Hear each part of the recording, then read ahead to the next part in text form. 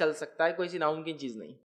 تو دینداری کے ساتھ ساتھ اخلاق بھی یاد رکھیے ضروری ہے، اور نبی اکرم صلی اللہ علیہ وسلم نے اپنی بیٹیوں کو جو نکاح میں دیا صرف اور صرف ان لوگوں کی دینداری کو اپنے ذہن میں رکھا، حالانکہ اس میں سے کچھ تو بالکل مالی اعتبار سے بالکل اس کو کہیں گے غریب تھے، فقیر تھے، مسکین تھے۔ نبی اکرم صلی اللہ علیہ وسلم کی 4 بیٹیوں کے نکاح ہوئے 3 لوگوں سے۔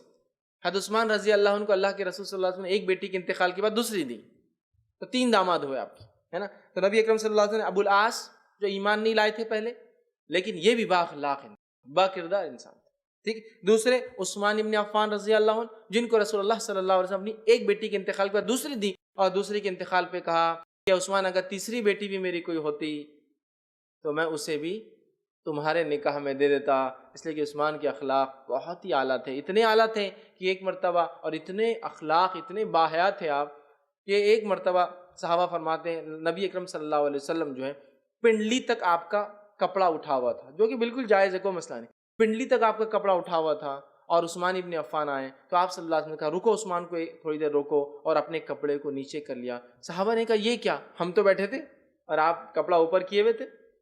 تو کہا میں کیوں نہ اس سے حیا کروں جس سے فرشتے بھی حیا کرتے ہیں۔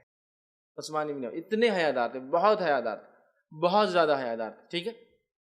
تو کہا میں اس سے کیوں نہ حیا کروں جس سے فرشتے حیا کرتے ہیں، اور اپنا کپڑا نیچے کر لیا۔ حالانکہ کوئی مسئلہ نہیں تھا، لیکن عثمان ابن عفان بہت ہی باحیا تھے، بہت شرما جاتے تھے، ٹھیک ہے۔ تو آپ نے اپنا کپڑا نیچے کر لیا، سمجھ رہے ہیں بات کو۔ تیسرے داماد آپ کے تھے علی بن ابی طالب۔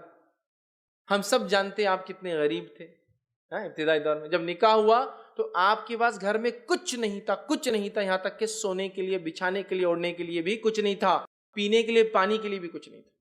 تو نبی اکرم صلی اللہ علیہ وسلم نے آپ اپنے داماد ہونے والے، چونکہ آپ کی کفالت میں حضرت علی تھے، تو ظاہر سی بات ہے کفیل بھی تھے آپ اور سسر بھی تھے ہونے والے، تو آپ نے حضرت علی رضی اللہ عنہ کے پیسوں سے ہی ان کو کچھ سامان دلایا، ہے نا۔ روایت میں آتا ایک پانی کی تھیلی، چند گلاس، ایک چکی، ایک تکیہ جس میں گھاس بھری ہوئی تھی، اور ایک اوڑھنے کے لیے چادر، کیونکہ حضرت علی کے پاس وہ بھی نہیں تھا۔ آپ کہا شادی کرو گے تو یہ تو ہونا نا کچھ سونے کرنے، تو پھر انہوں نے وہ خریدا اپنے ہی پیسوں سے، لیکن اللہ کے رسول صلی اللہ علیہ وسلم نے جا کر دلایا، سمجھے آپ۔ تو آپ نے اخلاق دیکھے، یاد رکھیں، یہاں کہیں بھی آپ نے خاندان، مال، دولت، مقام، مرتبہ یہ نہیں دیکھا۔ دیندار ہے، بااخلاق ہے، اپنی بیٹیوں کو آپ نے دی